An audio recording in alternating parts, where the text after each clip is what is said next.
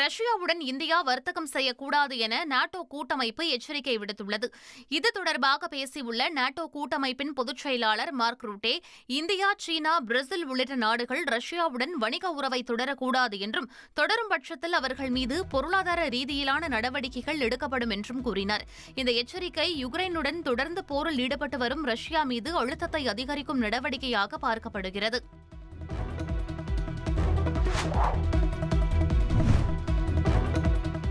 பள்ளிகளில் உடல் பருமன் கொண்டவர்கள் எண்ணிக்கை அதிகமாகி வருவதாக சிபிஎஸ்இ கவலை தெரிவித்துள்ளது.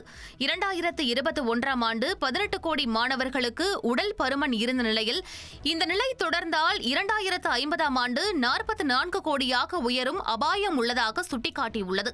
இதனால் அனைத்து பள்ளிகளிலும் உடல் பருமன் பாதிப்பு குறித்து மாணவர்களுக்கு விழிப்புணர்வு ஏற்படுத்துமாறு சிபிஎஸ்இ அறிவுறுத்தியுள்ளது. உணவகம், விளையாட்டு திடல் உட்பட பள்ளி வளாகங்களில் பல்வேறு இடங்களில் உடல் பருமன் தொடர்பான விழிப்புணர்வு பதாகைகளை வைக்குமாறு சிபிஎஸ்இ கேட்டுக் கொண்டுள்ளது. சர்க்கரை மற்றும் எண்ணெய் கலந்த உணவுகளை தவிர்த்து காய்கறிகளையும் பழங்களையும் அதிகம் எடுத்துக்கொள்ள அறிவுறுத்த வேண்டும் என்றும் கேட்டுக் கொள்ளப்பட்டுள்ளது.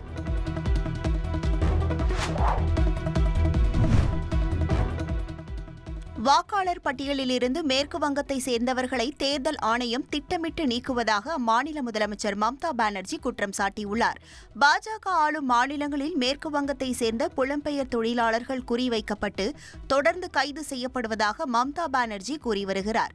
இந்த நிலையில் பாஜக ஆளும் மாநிலங்களை கண்டித்து கொல்கத்தாவில் மம்தா பானர்ஜி தலைமையில் திரிணாமுல் காங்கிரஸ் கட்சியினர் பிரம்மாண்ட பேரணியில் ஈடுபட்டனர்.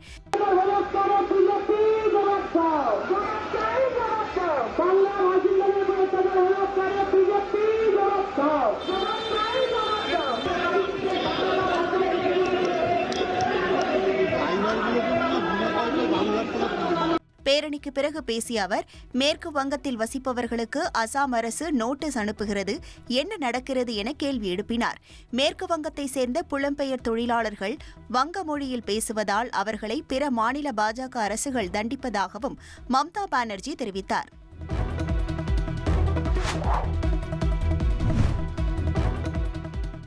திருபுவனம் இளைஞர் அஜித்குமாரின் இறப்பு சான்றிதழ் அவருடைய குடும்பத்தினரிடம் வழங்கப்பட்டுள்ளது. அந்த சான்றிதழுக்கும் போலீசாரின் முதல் தகவல் அறிக்கைக்கும் இடையே பல்வேறு முரண்கள் இருப்பது தெரியவந்துள்ளது. காவல் நிலைய விசாரணையில் உயிரிழந்த அஜித்குமாரின் மரணம் தொடர்பான சான்றிதழ் கிடைக்காததால் அவரது குடும்பத்தினர் கடும் சிரமத்துக்கு ஆளாகியிருந்தனர். மதுரை அரசு ராஜாஜி மருத்துவமனை நிர்வாகத்தை அவர்கள் அணுகியபோது அனைத்து ஆவணங்களையும் திருபுவனம் காவல் நிலையம் வசம் ஒப்படைத்துவிட்டதாக தெரிவித்தனர். சிவகங்கை மற்றும் மதுரை மாவட்ட ஆட்சியரிடம் அஜித்குமாரின் குடும்பத்தினர் மனு அளித்ததை அடுத்து இறப்பு சான்றிதழை சம்பந்தப்பட்ட அதிகாரிகள் அளித்துள்ளனர். இறப்பு சான்றிதழில் அஜித்குமார் திருபுவனம் அரசு மருத்துவமனையில் இறந்தார் என்று குறிப்பிடப்பட்டுள்ள நிலையில் இதற்கு முன்பு காவல் ஆய்வாளர் ரமேஷ்குமார் பதிவு செய்த முதல் தகவல் அறிக்கையில் அஜித்குமார் மதுரை ராஜாஜி மருத்துவமனையில் இரவு 11:15 மணிக்கு இறந்தார் என்று தெரிவிக்கப்பட்டுள்ளது. இதன் மூலம் காவல்துறை உண்மைக்கு மாறான முதல் தகவல் அறிக்கையை பதிவு செய்திருப்பது தெரியவந்துள்ளது.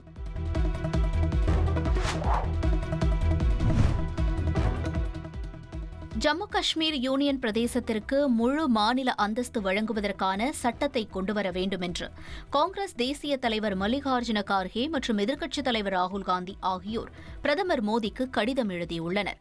அதில் ஒரு முழுமையான மாநிலம் அதன் பிரிவினைக்கு பிறகு யூனியன் பிரதேசமாக தரமிறக்கப்படுவது இதுவே முதல் முறை என்றும், மாநில அந்தஸ்தை மீட்டெடுப்பதற்கான அரசாங்கத்தின் உறுதிப்பாட்டை பிரதமர் மோடி பல சந்தர்ப்பங்களில் வலியுறுத்தியதையும் அவர்கள் அந்த கடிதத்தில் சுட்டிக்காட்டியுள்ளனர்.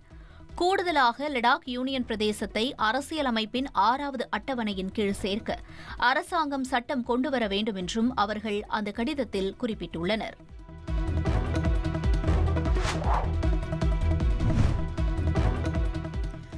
அதிமுகவை டெல்லியில் இபிஎஸ் அடமானம் வைத்துவிட்டதாக முதலமைச்சர் மு.க.ஸ்டாலின் விமர்சித்துள்ளார். மயிலாடுதுறையில் நடைபெற்ற அரசு விழாவில் பேசிய முதலமைச்சர் மு.க.ஸ்டாலின், சுயநலத்திற்காகவும் குடும்பத்தினரை ரெய்டிலிருந்து காப்பாற்றவும் அதிமுகவை அமித்ஷாவிடம் இபிஎஸ் அடமானம் வைத்துவிட்டதாக கூறினார்.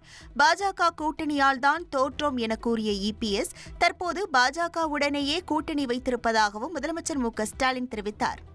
உங்க சுயநலத்துக்காக, உங்க குடும்பத்தினரை ரெய்டிலிருந்து காப்பாற்றுறதுக்காக அதிமுகவையே டெல்லியில் போய் அமித்ஷா கிட்ட அடமானம் வச்சுட்டு வந்திருக்கிறீங்க. 3 காரு 4 காருன்னு மாதிரி அமித்ஷா வீட்டு கதை தட்டின கதையை பற்றி தம்பி உதயநிதி தான் முதல்ல எடுத்து பேசினார். பாஜக கூட்டணியால் தான் 2021 சட்டமன்ற தேர்தலில் நாங்கள் தோற்று போனோம்னு நீங்களும் சொன்னீங்க. உங்கள் கட்சிக்காரங்களை வெளிப்படையாக சொன்ன பிறகும் அதே கட்சியோடு கூட்டணி வச்சிருக்கிறீங்களா? அதுக்கு பேர் தான் குடும்ப பாசமா?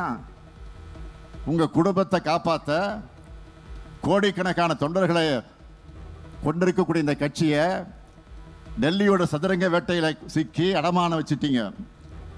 உங்கள் சொந்த கட்சிக்காரங்களை நம்பாத நிலையில் தமிழ்நாட்டு மக்கள் நம்பி ஏமாற தயாராக இல்லை.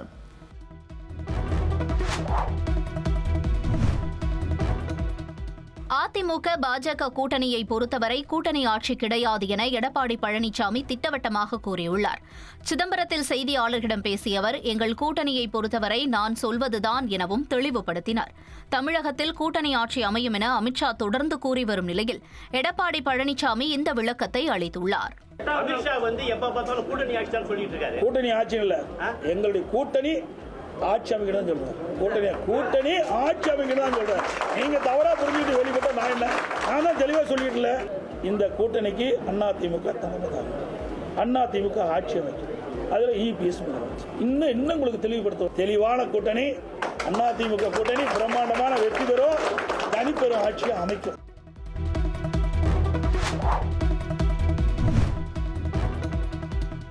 இரண்டாயிரத்து 26 தேர்தலில் தமிழகத்தில் மும்முனை போட்டியா என்பது குறித்து நாம் தமிழர் கட்சியின் தலைமை ஒருங்கிணைப்பாளர் சீமான் பதிலளித்துள்ளார்.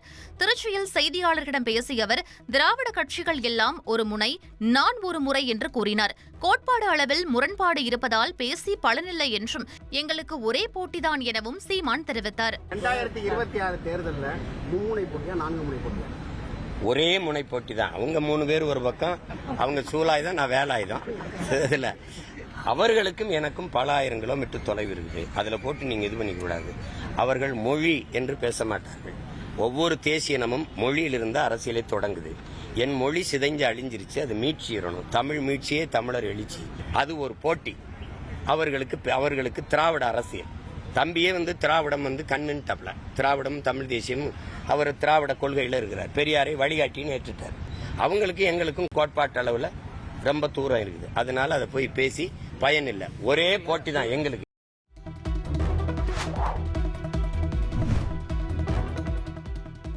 மறைந்த தேமுதிக தலைவர் விஜயகாந்தின் பிறந்த நாளில் தாவேகாவின் 2வது மாநில மாநாடு நடைபெறவுள்ளது. தமிழக வெற்றிக் கழகத்தின் 2வது மாநில மாநாடு வருகிற ஆகஸ்ட் மாதம் 25ஆம் தேதி மதுரையில் நடைபெறும் என அக்கட்சியின் தலைவர் விஜய் அறிவித்துள்ளார். இதற்காக மாநாடு நடைபெறும் இடத்தில் பூமி பூஜை போடப்பட்டு பந்தக்கால் நடப்பட்டது. தேர்தலுக்கு சுமார் 10 மாதங்களே மீதமிருக்க திமுக, அதிமுக உள்ளிட்ட கட்சிகள் இப்போதே தீவிர களப்பணியில் ஈடுபட்டு வருகின்றன. இந்த சூழலில் தாவேகாவும் விஜயகாந்த் பிறந்த நாளான ஆகஸ்ட் 25ஆம் தேதி மாநில மாநாட்டை நடத்தப்போவதாக அறிவித்துள்ளது.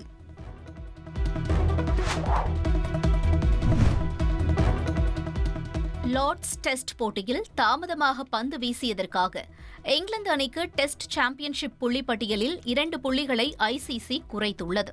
பரபரப்பாக நடைபெற்ற லார்ட்ஸ் டெஸ்ட் போட்டியில் 22 ரன்கள் வித்தியாசத்தில் இந்தியாவை இங்கிலாந்து வீழ்த்தியது. இந்நிலையில் போட்டியில் நிர்ணயிக்கப்பட்ட நேரத்தை விட பந்து வீச அதிக நேரம் எடுத்துக் கொண்டதால் இங்கிலாந்து அணிக்கு ஐசிசி போட்டி கட்டணத்திலிருந்து 10% அபராதம் விதித்துள்ளது.